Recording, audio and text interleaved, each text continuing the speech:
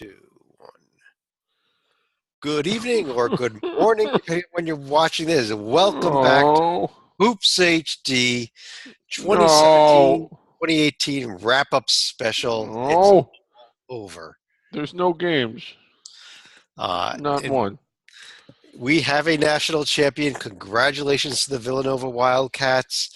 And we are 217 days away from our next official college basketball game. Want to wrap up the tournament, go over a few other things, wrap up the whole season here tonight, so a bunch of stuff to get to. But let's start with the Final Four of the national championship game. And, Sean Teitel, let me start with you. I know you've got some Philly ties. And how about what ended up being a pretty darn dominant performance by Villanova in this tournament? Agreed. When you win every single game by double digits and make 10 threes a game, and yeah, it was pretty amazing. Not just the past month, but the past 3-year run. This is really not an all-time dynasty or anything, but they have proven that they are the equal of anybody in college basketball in the 2010s this decade. Coach Jay Wright looks like he's a near lock for Hall of Fame status in the years ahead. Jalen Brunson joining some elite company with a Player of the Year award and 2 rings. Dante DiVincenzo having the game of his life and the night of his life at the time it mattered the most. It was not my favorite Wildcat win ever, but it's in the top 5, I guess. Yeah, well, you said not dynasty, but Joby, this is now 2 championships in 3 years for Villanova. And, if they'd had Omari Spellman last year, who knows what could have happened. Yeah, it would have been interesting, without a doubt. The fact is, the second time proves that the first time wasn't the fluke of Jay Wright getting out of the group of round of 32, because Villanova for years had that, hey, we're highly seeded, deservedly so, but man, they fall flat and no one trusts them on their brackets. This year proved that 2 years ago was not a fluke, so to speak. And Spellman was a key component to that, without a doubt. You saw it last night. He was able to take a very long, tall Michigan team and be the dominant player. I mean, the offensive rebound totals, which he didn't do all of it. I mean, Pascal had in the first half that amazing, shot put rebound off the glass and iron. But he was a key component on getting to just double-digit 10 offensive rebounds, and that was how Villanova pulled away, along with an outstanding change in their half-court defense that realized, whoa, this Wagner guy's pretty good. And they got Wagner gassed and in foul trouble, where the offensive rebounds started flowing, and then they started hitting. DiVincenzo started hitting the threes. That's all she wrote. It was done by halftime. That 4-point lead at the 4-minute mark, then expanded to 9. That really was where the game changed and was won by Villanova. It's not surprising that Nova won. Well, first, a couple stats. I know Stalik is our trivia guy. For the last 5 years, Nova has been seeded 2 or better. And in every year where they've made it past the round of 32, they've won the national title. So just kind of a fun stat there. But again, it isn't surprising that they won, but I was legitimately surprised at how well they played in the Final Four. I mean, I was impressed with them throughout the whole tournament, throughout the Big East, and really throughout the whole season.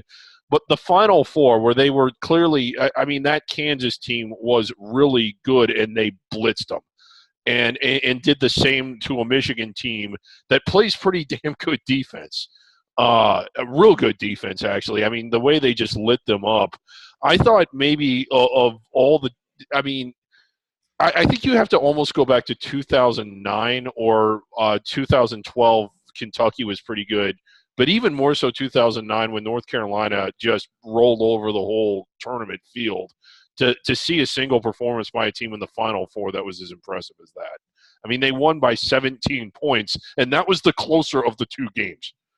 Well, and yeah, Dave, we talked about all season, for example, the Big 12 as one of the best conferences in the nation. Actually had 9 teams out of 10 in play for an NCAA tournament bid. The 3 best teams in that conference, West Virginia, Texas Tech, Kansas, they beat them back to back to back by double digits just to make that championship game. They did not have the easy path that Michigan had with having to play, not even playing a top 4 seed to get there. Right. And the last time they won the national championship, they had a really hard run because I think 5 of the 6 teams they had beaten had been ranked in the top 10 at one point. Like Iowa that year, who they played in the round of 32. I mean, I know they fell all the way down to the 7 line, but we were projecting them as a 1 seed during parts of that season. So Nova doesn't do it the easy way. They either lose in the round of 32 or they win it all. All right. And Stalika, I mean, the other game we saw in the Final Four, the other semifinal, was probably the best of the 3 games this weekend, the Michigan-Loyola game. Loyola had a real shot there at most of the game to make it to that championship. But I think in that game, it was like they ran out of gas as opposed to the championship game where Michigan ran out of gas. It was shaping up to be another typical Loyola game at halftime with guys like Custer and Towns having some pretty decent games. But with Michigan's shot starting to warm up in the second half, it just appeared like midnight was coming up for Loyola. And as our colleague Mike had noted, Loyola may have given up losing for Lent, which was technically over Saturday night. There you go. But let's yeah. Well, what about next year for this team? Titel, Villanova. Do they have? Maybe it all comes down to who comes back and who doesn't come back. But could we see 3 out of 4 for the Wildcats, or could at least be in contention for it? It absolutely comes back to who is in and who is out. If you look at the roster, one of the things that impressed me the most about this team is they did it not just with a little help from seniors, but with 0 help from seniors. The junior class has to go down. Again, I don't think they're a dynasty yet. It's hard to get one in college basketball when you're only at school for 4 years or whatever, if that. But Phil Booth, Eric Paschal, Jalen Brunson, Michael Bridges, like that junior class is amazing, which is why they have 2 rings to their credit. If Brunson and Bridges leave, which I think is what a lot of the experts are saying, it still gives them a solid starting 5. Can we finally get Dante into the starting lineup so the big Ragu can get a little more action on the court? I don't think Spellman will leave, but he can certainly think about it. I think if you lose 2 guys like Brunson and Bridges, it's just too much to overcome, though. But I think it's also worth noting that as far as Brunson goes, he is scheduled to graduate a year early, so I suppose if he were going to be coming back for his senior year, he would be a grad student as well. But Titel, I know you do take a look at NBA draft and who you think is going to go and where. Do you think they're both lottery picks? Absolutely not. I think Bridges is, and he's trending upward. I don't think he's going to catch the top guys. It seems like the key to be a top 5 pick this year is you got to be 6'10", a freshman, and have been terrible in the tournament, like Ayton. Bagley's the exception. He went a little farther. Jaren Jackson flamed out early. Guys like that. I think that Bridges will sneak into the lottery and maybe the top 10. Brunson, I think, is late first round. He could be the shortest guy picked in the first round. I think he's only 6'2". There's a couple other 6'2" guys, but the NBA, they want size in the 21st century. So I don't think Brunson is going to crack the top 14.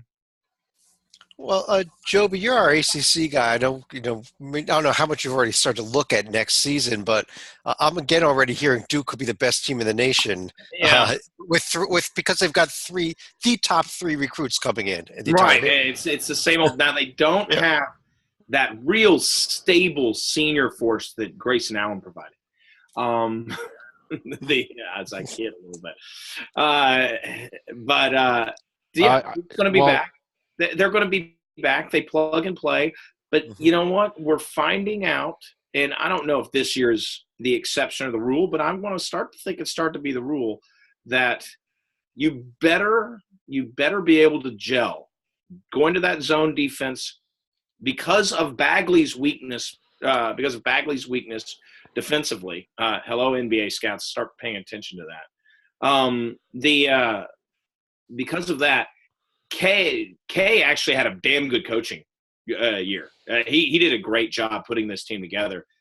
I worry long term that, hey, not all these one-and-done guys are really true one-and-done talent level necessarily once you get them on the court. If some of them don't become Carter and Bagley and Trent and all that, then all of a sudden Duval, then all of a sudden they have a missing piece and their bench is always going to be harmed by this because kids see their spots gone and they transfer out or et cetera. So Duke's going to be Duke again. They're going to be they're going to be a protected seed, could be a number one seed, but I really want to see more gelling of a team before I anoint them. David, you had a thought on it too? I did, but I forgot what it was. Okay, never mind then. I'll tell you what. I want to talk about just very briefly a few other things outside of the Final Four that happened just in the past week. We know that. Wait a minute. I did. Well, something I wanted to bring up, and it's something that is grossly overlooked, grossly ignored, a huge cancer of a problem. You know, Nova beats Michigan by 17. Well, earlier this year, there was a team that beat Michigan by more than 17, which you could argue means that they're better than Villanova. When Nebraska and Tim... What? I'm trying to finish my thought here. You're done. I know you're talking Nebraska. I know you're talking Tim Miles. Actually, I want to discuss that a bit here, but a couple of things I want to hit on. There was three other teams that won postseason tournaments this year. Penn State winning the NIT, North Texas winning the CBI, Northern Colorado winning the CIT. We also had over the past weekend on Friday, Saturday, and Sunday, we had the first 3-on-3 U event, which was a really I found the game pretty entertaining. These quick little games, 21, won by the Big Ten team. Although, David, what I thought was interesting was that you had the MEAC and the SWAC, which conferences were rated 31 and 32, both making the semifinals of that event too. Yeah, it's just kind of crazy. It's just a different type of event, a different type of game. And, you know, I mean, if this were a 5-on-5 full court event with coaching and timeouts over 40 minutes, do the MEAC and SWAC get that far? Probably not. But in a 3-on-3 environment, they have some guys that played really well and were really effective. I mean, but they were fun to watch. It was a fun event. I didn't watch it. I probably watched less of it than what you did, but what I saw, it was mesmerizing. It was. I don't know, Sleek, I don't know if you caught much of it. I caught some of it every single day, and there were some exciting finishes, and kind of weird to have a game that just as soon as somebody hits 21, the game is over. But it was, I thought pretty fun and nice for the Big Ten to get the win, but nice to see this MEAC and the SWAC teams, even the Big West team, make a run there. I'm sure it would have been nice to follow, but unfortunately I didn't really get a chance to see any of those games. But instead I was probably paying a little more attention to the three-point contest, which was taking place on Thursday night, where I think there was a kid from William and Mary who won the three-point contest for the men and also beat a lady from Michigan who had won it for the women. But there were also some pretty nice slam dunks coming in the contest, where I think two of the most imaginative dunks this year would have been throwing it off the side of the backboard and dunking it, and someone else I think also taking a selfie mid dunk as well. Yeah, the deep three dunkers were fun. Yeah. The small school dunkers are fun to watch. I'm getting to the point myself personally where I think the dunk contests are getting just a little bit boring. They've all been done. Yeah, it's been done, exactly. But I'll tell you what, I want to get to another topic here. I wanted to kind of go through, now that the season is over, and kind of ask you to kind of put some grades on each of the major conferences. And Joe, after you being our ACC guy, we just discussed the ACC. It was the conference that put the most teams into the NCAA tournament, with 9 teams in there, had a quarter of the Sweet 16. It had 2 teams in the Elite 8. But no Final Four teams in the ACC. Was this a successful season? And you throw in there, I know you don't want to hear it, but 2 awful upsets in the NCAA tournament: Carolina A&M and your Who's. Yeah. Well, I think if you're talking about the season as a whole, I think it was an A. They were you could argue one of the top conferences, et cetera. A minus. If you're looking just at the tournament, I mean, the aforementioned North Carolina and Virginia games definitely drag it down to a B, but then you have teams like Clemson and Florida State outliving their seed. So it was a very B+. It was a good conference this year. It was what the ACC should be most years. I really don't have a lot to criticize because there were so many teams in. And you could argue, listening to the committee, first team out was Notre Dame. Next team, a couple of teams out was Louisville. Which means the committee was drunk.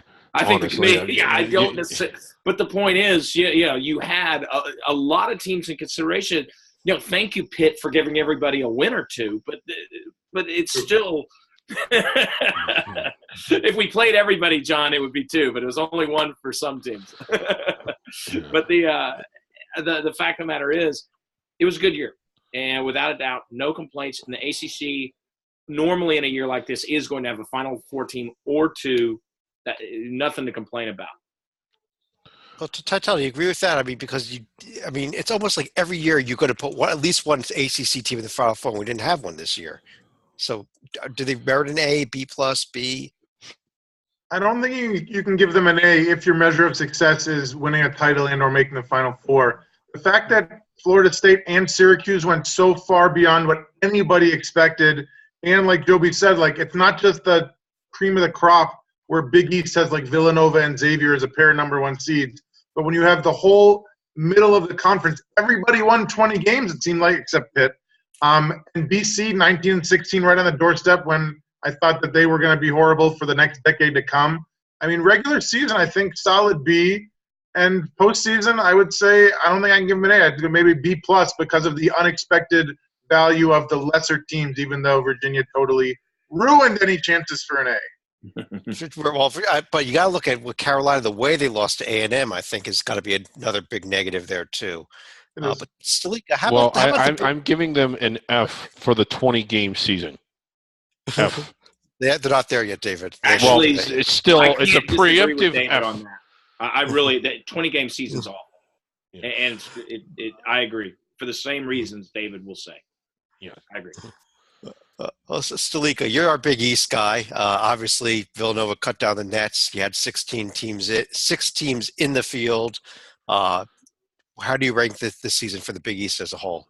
I would say overall, I would probably give it a B. Villanova certainly helps winning the national title, and Xavier certainly had a nice season themselves, winning the Big East outright for the first time. So, at least in the new Big East, it was the first time someone other than Villanova has been able to accomplish that. But it does get a little bit sour with an early exit in both the Big East tournament and the NCAA tournament. But by the same token, below Villanova and Xavier, there were a lot of teams hovering around the 8 to 9 seed range.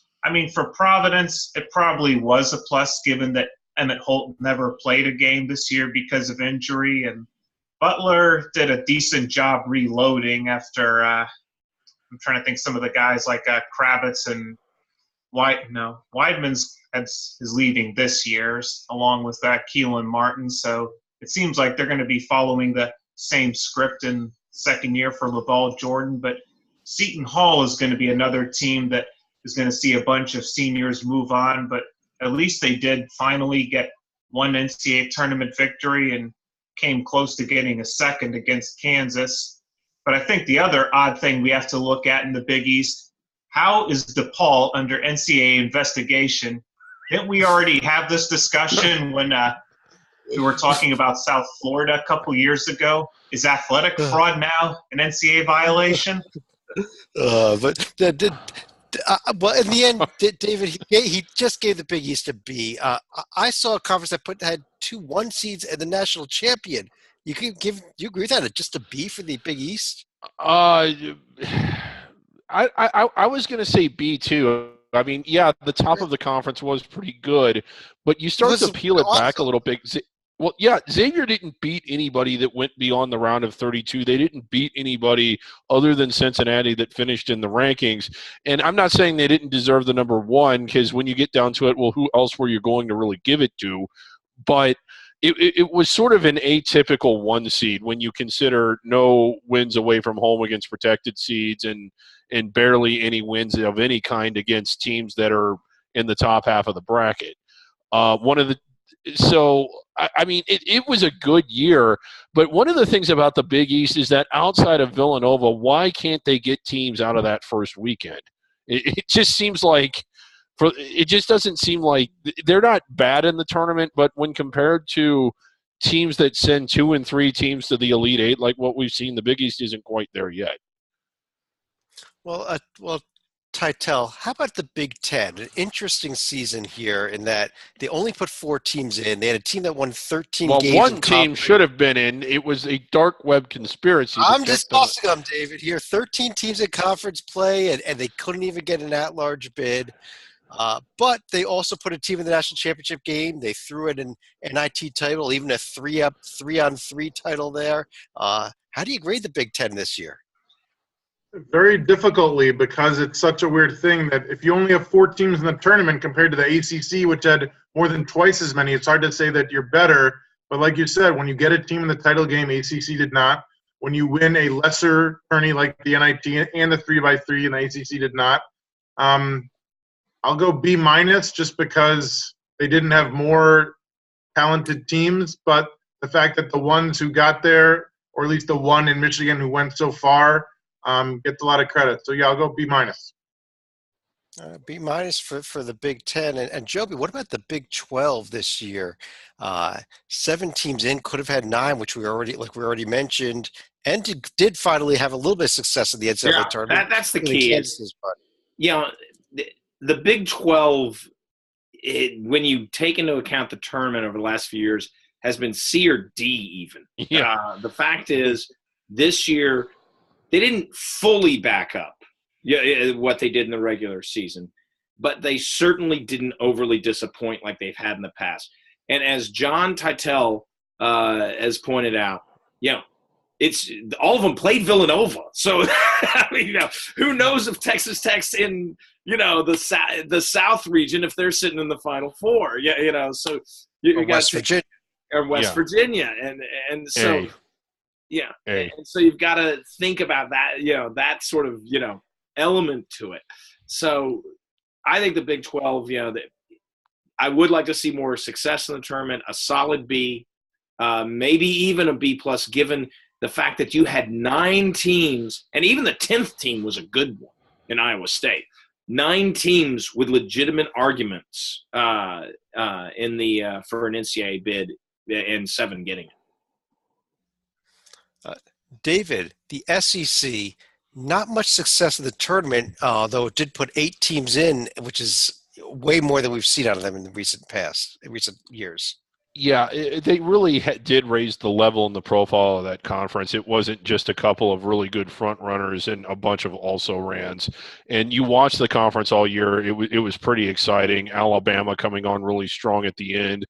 Auburn kind of fading out due to injuries and some other stuff. But all in all, I thought that you have to really like respect just how much better the SEC was this past year than what it's been really since I can ever remember it. Probably since it went out to 14 teams. What grade do you give them? I don't know. It's hard for me to think of it as giving grades as it is to ranking them. I don't think they were as good as the ACC, Big 12, or Big East, but if we're giving those conferences A's and B's, I guess that they deserve at least a little bit less than that, a B maybe, B-, because they weren't as good as that, but they were much A on the improvement. Holy crap. Yeah. A on the improvement, but at the end of the day, they put 1 team in the Sweet 16 and nobody beyond that. So I think you're looking at a B- type. I kind of agree with that. And Titel, I can't wait for this one. I've been waiting for this one. I'll be ready for it. Let's do the Ivy League. 3 teams in the field, 2 of which were barely in because they were in the first 4, 0-3. I guess you could talk about Utah making a run to the NIT finals, but, can we get the Pac-12 over an F? I mean, can we give them a Q? It's horrible. When you have more assistant coaches fired due to scandal than you have wins in the NCAA tournament, I think you have to give them below an F. It was just atrocious.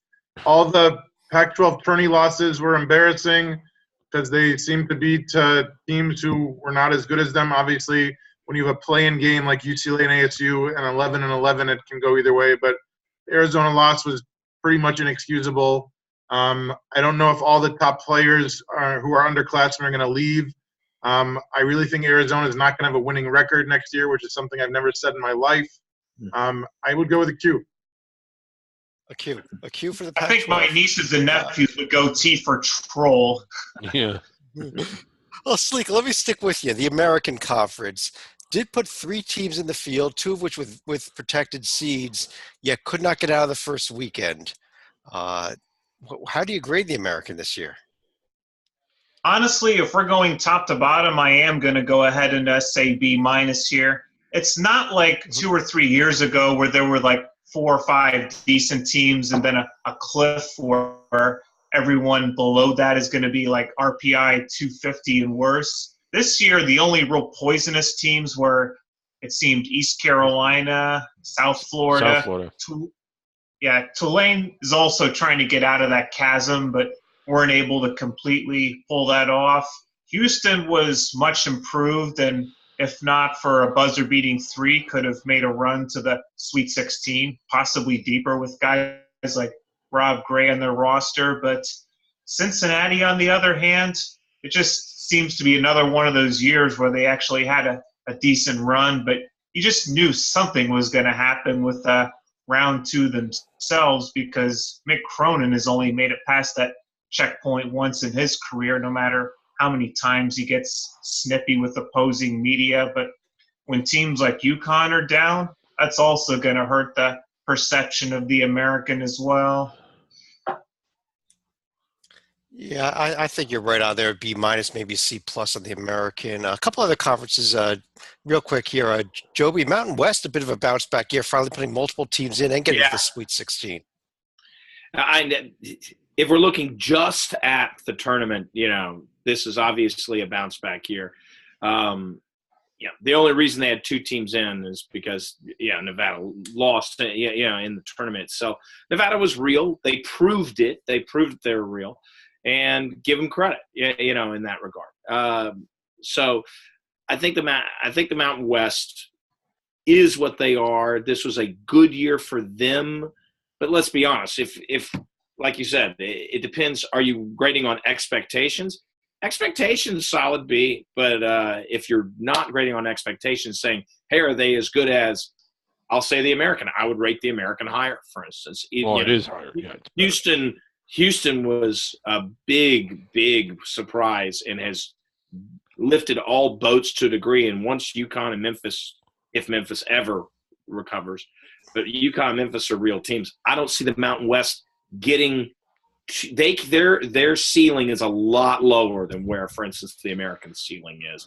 And I think they're going to be stuck in Sealand for a long time. They should be happy about that. And they also missed a chance to raise their ceiling because Gonzaga has also announced they're going to be staying in the WCC, which we'll get into a little bit later on. Good mention, John. That is an excellent point, because that is a surprising decision. Not saying it's the wrong one. We'll get into that a little bit later.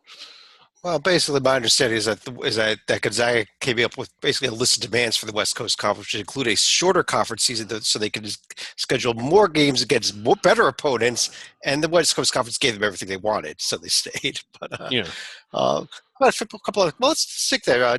Dave, what about the West Coast Conference? Only 1 team in the field this year. The Zags, though, they made the Sweet 16 run, could have gone further if not for the Tilly injury. So, was this a good season or a bad year for the West? You have to give the West Coast Conference an A for retaining Gonzaga when I thought for sure they were out the door. The Mountain West, while down, it is a higher basketball brand, I would think. And the competition is typically better. I know it's been really bad in recent years, and this year is still not where it was 4 or 5 years ago, but it's bigger programs, it's bigger budgets. The basketball is a little better, and I think Gonzaga would have brought a lot to it. And they had been frustrated with the West Coast. At least that was my perception of it. And I thought they were gone. I was kind of surprised. I think it was Stalika's email, or maybe it was yours, where I was just kind of surprised to learn that they weren't leaving. I thought that they were gone. I hope one of their demands was that St. Mary's actually beef up their non-conference schedule in future years. Yeah. Well, there's requirements for a certain amount of home games and a certain amount of games against better conferences. So there's some scheduling increases there, right, with some of the rules the West Coast came out with. But a couple other conferences, real quick here. Titel, the Atlantic 10 got 2 teams in, one of them barely. Each team did pick up a single win in the tournament at least, but overall, bad year for the A10. Oh, oof. I'm a little biased because they were kind enough to invite me to their conference tourney in DC. I think this was looking like a one-bid league as of They got a three couple in, of by months the way, ago Chad. because somebody on this panel had given up on St. Bonnie's. And then they turned into a three-bid league like that with all of them winning 20-plus games. And they all played respectably. I'll go C+ just to be different. But I was impressed that they had 3 teams in the tourney. I forgot about Dayton. You were Dayton. Well, I mean, nothing against Rhodey because they were really good, but as a whole, this league was just bad, and you're not used to seeing the A10 with double-digit sub-RPI caliber teams, and that's what it was this year. I truly believe the A10, with the falling off of UMass, which obviously I think they're down for the count. I don't see a comeback for UMass anytime soon. And you're seeing, I think this year with the 3 teams was more of a dead cat bounce for what is a conference as far as being a mid-year conference trying to compete with the Americans of the world. I don't see them getting to that level. I think those days are gone. I think they're gone. But there was a down years for the VCUs, the Daytons that really I think hurt. The teams that were perennially been years. When you look at the programs in this conference, Dayton, VCU, St. Louis, St. Joe's to a large extent, Davidson, the Bonnies who were good this year and have been good for the last couple of years, Rhodey, of course, UMass who has a history. This league should be better than what it is, and for years and years, Chad and I think some of you would trumpet about how underexposed the league was because it was actually really good, and you just wonder what the hell happened to it. And I'm kind of perplexed by the A10 in general. Why isn't this league better? Because it's good programs with good fan bases in big markets. Why isn't it better? Every one of those programs is declining. Yeah. It's declining since post-Shocker. It is. Dayton's declining.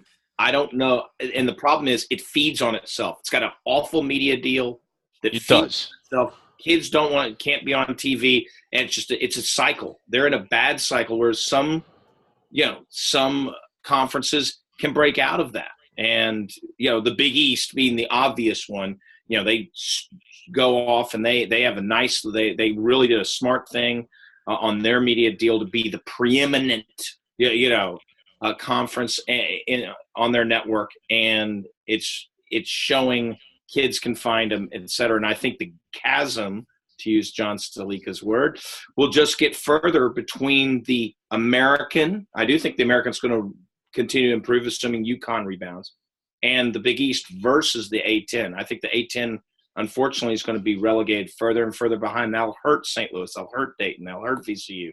Rhodey, once E.C. Matthews is gone, Rhodey's going to fall right back into that trap, unfortunately.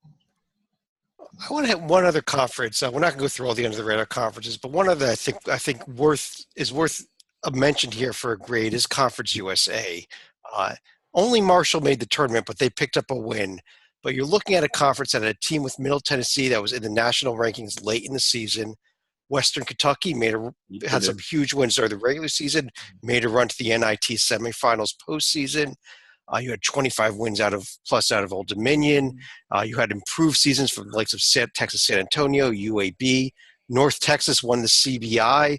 David, in terms of under the radar conferences, I think that Conference USA could be right there in the A range for what they did this year. High A. And the other thing they did, and I cannot believe you did not mention the curtain. They had the curtain. They get an A. Period.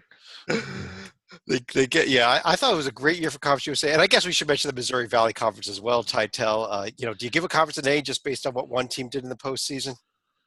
You can give them an A-. I mean, Sister Jean and the crew was just beyond anybody's wildest dreams, setting records and hearkening back to the 60s when they actually won a title, which seems impossible today, but it happened. I'll go A-. It was just an amazing ride. All right. I guess on that note, let's go through here. What else we want to hit on tonight here, guys? I think, David, you had another topic you wanted to hit on or no?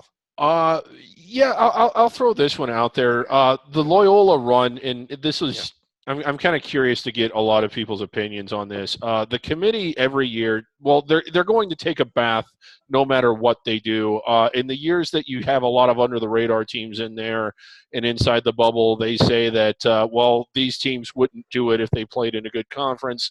And then in the past 3 years, it's been pointed out how those bids have been fewer and fewer. Well, the selection committee doesn't schedule games. They would probably like to, but all they can really do is evaluate what's there.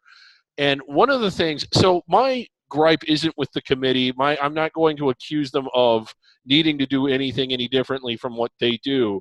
But what I would like to see is a lot of the good teams from under the radar conferences, and there's more than what people realize. I don't think most of the good teams are in the top 7 and 8 conferences. I'm not going to argue that that's any different, but I do think there's more good under the radar teams than what people realized. I mean, even if you look at what UNC Greensboro did in their game against Gonzaga and how Marshall, who finished 4th, got to the round of 32, there were 3 teams that all year long were probably better than they were. You looked at what Loyola did, and they almost lost their quarterfinal game to Northern Iowa. None of this would have ever happened. What can be done to facilitate more opportunities for good teams that don't play 18, 16 game schedules where more than half of those are opportunities at quality wins? I don't really know. Can the committee just mandate and just come out and say, hey, we'd like to see you play these teams? Well, I don't know. I mean, Tytel, what do you think? You're shaking your head. I don't think the committee mandates anything. They say we have criteria, and people do what they want to do. And if you're a team like St. Mary's, I think it bites you in the butt. And if you're a team like Syracuse, who is on the bubble and gets in, I think you're like, oh, I'm glad I'm in a good conference. But they play a bunch of games at the Carrier Dome against crappy teams in November. I mean, I don't think there was any regrets by the Orange. But there are some conferences that do at least try to put together some of these showcases, like the Missouri Valley and the Mountain West. They do their own challenge that, while not on the level of the ACC or Big Ten, it does give at least the teams at the top a chance at a decent opponent. Yeah, and that's a great point, John. I mean, the Bracket Buster, forget the television component to the old Bracket Buster. It was great from an NCAA tournament, and the thing is, when they start getting flex scheduling on it, that's when you get really smart, because, yeah, the team we think that's great under the radar all of a sudden turns out to be a bust, and, you know, like, hey, at the end of the year, Middle Tennessee was clearly better than Western Kentucky. Wouldn't St. Mary's have rather played Middle Tennessee than Western Kentucky? Of course, you know, that sort of thing. Yeah. And they need to do that in one step. And the other thing is to follow, I say this every year, follow the Gonzaga model. Follow it. Do you really think – I mean, the Zags get, you know, invited to these neutral court – they're a showcase on a lot of these neutral site tournaments, et cetera. They're seated in them well. They get good competition. It didn't happen overnight. They went on – Mark Few went on the road. Hey, St. Mary's, look at Gonzaga. They went on the road. Yes, it's not fair that you have to go on the road first. It's not fair. Life isn't. But if you want to see a path to how you can get those wins, to get those experiences, to get the credibility to then go to the neutral site, to get people to come to the kennel, you know, to do that, you have to make an effort. And teams like Utah State from yesteryear lore and St. Mary's today need to wake up and smell the auto bid, the at-large bids passing them by. I agree with that, Joby, but it seems to me that we're entering an era of college basketball where the out-of-conference scheduling, at least when you're looking at the top 7, top 8 leagues, is almost becoming like bowl games for football. Your typical model, if you look at Kentucky, Duke, Kansas to a large degree, and I mean, those are the ones I'm naming, but any power conference team, it's home bye games, neutral court showcase games, or games that are put together either by a third-party scheduler like ACC Big Ten Challenge and or have a big corporate sponsor. Kansas, they went to Nebraska this year, but that was backed by a corporate sponsor. Kentucky stopped playing Indiana. They wanted to move it to a neutral site and have it as kind of a showcase game with a corporate sponsor. Indiana wanted to keep it on campus. I'm not saying that's right or wrong or good or bad for the sake, but what I am saying is that if you are not playing basketball at that level, like Vermont isn't, like Loyola wasn't, like a lot of these good teams, East Tennessee State, UNC Greensboro, Wright State, who's probably going to be very good next year, College of Charleston, who we knew was going to be good this year. There are teams that you can identify as likely to be very good, and they're not going to get those opportunities to play in those types of games. Vermont is a great example. They win that game in Rupp that they came kind of close to doing. Who knows? At that point, their profile looks 100% different. And they just might get in at large. I think they do. It can be done. Vermont did the right thing by doing that. They put themselves in a position to try to succeed. Vermont's a great example of what to do. And you know what? They came within a few points, maybe. We don't know because they didn't win it, and thus they were never in the true discussion of an at-large. They came within a few points of being seriously under consideration for an at-large. And they would have, as you pointed out earlier in the show, been off camera, would have been extremely dangerous. Yeah, and they are good. It's just it seems like now to get those games, you have to be on the receiving end of a bye game, and you got to do it all in the first 6 weeks of the season and hold on tight the rest of the way, because if you trip up a time or two, you're done. Now, there are things that bother me about how you under the radar team schedule, but I do think that they are at a circumstantial disadvantage. Yeah. Yes. True. Yeah. Well, let's one more real quickly. It's just Stalika. There's been a lot of coaching news. There's going to be a lot more. There's still a lot of not major, but some significant jobs. I guess I'd call them, like the LaSalle and the Rhode Island jobs, still open. So as we go through the offseason, we're probably going to have a podcast devoted a lot to looking at the coaches' changes. But your school there, Xavier, does have a new head coach. I don't know if you want to discuss Travis Steele a little bit. Yeah, it's going to become official tomorrow when Steele is announced as the 18th head coach in Xavier's program history.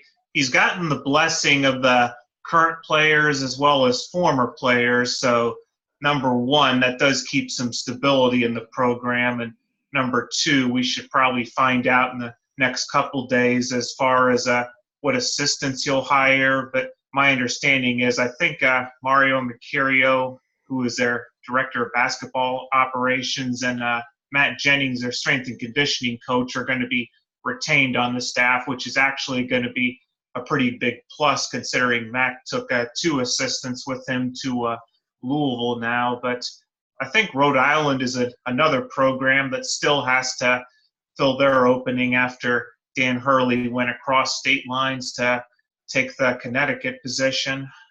Yeah, the Rhode Island and LaSalle jobs are probably the 2 biggest jobs out there left open. But I guess on that note, I guess why don't we run through any other thoughts, whether it be a final thought or any other discussions anybody else wants to bring up here. I'll run through each of you for any other thoughts in that way. And Joby, let me start with you. Yeah, why don't we go back, because we were going to talk about, and I will bring it up as my final thought, is the interesting travails of Gonzaga. And, how it was a done deal to go to the Mountain West. And I would love to know all the various particulars of what happened to keep them in. Yes, less scheduling, all this stuff. But the one thing that we point out is more opportunities for them to go on the road and play those big games that David and I were talking about that made Gonzaga what they are. But this happens, right, and conflicting with what I was just saying recently, this happens at the same time that conferences are going to 20-game schedules. Will those teams that are willing to play Gonzaga, because it's a showcase game now, will those games, will they find themselves not able to fit in to those to fill those gaps that now the West Coast will allow them to have? It'll be an interesting dynamic of how the impact of the 20-game schedule is. If you want to see if there really is an impact, pay attention to the Zags the next year. See what their schedules look like over the next few years. Because if they're having trouble finding opponents, then wow, it's a road that I don't know if college basketball really does want to go down, because that's when they're the canary in the coal mine on the difference, the true difference between the have and have-nots. Well, Joby, I guess I'd have two thoughts on that. Number one, obviously Gonzaga could still bolt after this year. It's just, I mean, True. And the other thing is, do we end up with a net effect of suddenly they find a way to add another game or two and start a week earlier into the season to give teams more chances for non-conference games, and all we end up doing is making a 33-game regular season instead of a 31. So, Yeah. I mean, that could be another net effect of this as well. But Tytel, how about you? For me, it's just another amazing season. I mean, had you told me a year ago that Arizona would have its most expensive player ever in DeAndre Ayton, who also happened to be, in my opinion, one of, if not the best players to ever wear an Arizona uniform. You had told me that the FBI was going to get involved and change perhaps the face of the sport. You had told me about Sister Jean. You had told me about Penn making the tournament, PK80 being the best. I mean, it's just, for all the ups and downs, like, it's just every year I see 10 things. It's not just that there's one amazing, there's 10 amazing things that I never thought I'd see, which is why I love this sport so much, and which is why I keep coming back every year, for better and for worse. I think that's excellent. I have to echo every word you said there. I mean, really is one of the reasons we love this game, for better or for worse. Salika, how about you? Yeah, unfortunately, during the CBI, we also found out that while Jacksonville State was, I think, in the quarterfinal round, winning at Central Arkansas, it turned out an EF3 tornado had actually damaged the roof on their newly renovated arena, and it also damaged the playing floor. And with this also being a spring break at Jacksonville State, a major catastrophe was definitely averted right here. So hopefully best wishes go out to the Jacksonville community as they continue to rebuild from that disaster. And hopefully they'll be ready to go for next season when Ray Harper and his crew should have another competitive team in the OVC. Well, yeah, I definitely agree with you. But David, before I go to you for final thoughts, I will throw my final thought in here. We are likely to see some rule changes in this offseason. No. I know we hate the idea, but there is a chance that quarters are going to cut. No. And I just want to make a point here. I made this on Twitter also, but I'll throw this out here. When you look at football, the college game and the pro game both use 15-minute quarters. When you look at hockey, the college game and the pro game are the same. They both use 3 20-minute periods. You look at baseball, both games are the same. They both use 9 innings. So why do we have a difference between the pro game and the college game in terms of the time of the game in basketball? So, David, I know you don't like it, or maybe you do, but there's all this talk about changing the time of the game. I absolutely think it should happen, and I absolutely believe that the NBA has to go to 2 20-minute halves. Oh, yeah. Yeah, I would support that. That is a great final thought. Your thought, David. 2 20-minute. Yeah, it was a fun year. It always is. It's fun doing this with you guys. It's kind of funny. The season starts in the first couple weeks of November, but we're kind of actually together about 3 or 4 weeks before that. So it seems like every night for 6 months we're all together, either doing the podcast or on the emails, and it's just a lot of fun. And even you guys and some that aren't here, Rocco, Brian, Kyle, Lamb, who we love to have fun with, and just everybody. And like Tytel already hit some of the high points of the season. We're not going away, but it is kind of going into off-season mode. But I guess that's just my final thought. It was a fun year, but you guys make it even more fun for me. So thanks. Going sentimental on you all. Yeah, that was heavy, David. But on those notes, though. But we are not doing quarters, and Nebraska will be back next year, and Kansas and Missouri will play again, and the charity games will be back, and Kansas. Well, I still think that Nebraska should have won it all this year had it not been for the dark web. They beat Michigan by more than Villanova did. I guess I got to end this season. I guess. Can't get it to stop. There we go. On behalf of David Griggs, Joby Fortson, John Slika, John Titel, we'll also throw in shout outs to everyone else who joined us during the course of this season, including, see here, we had Rocco Miller was with us. We had Matt Sikowski, Brian Black, Lee Del Vecchio. I think even Kyle Lamb joined us once or twice. And anybody else out there, thanks for joining us this year. It was a great season. We will be back sometime next month with the first of many, or a series at least, of off-season podcasts. We'll be back in October with preseason previews. We're 217 days away. Have a great off-season, everybody, and we'll talk to you again real soon.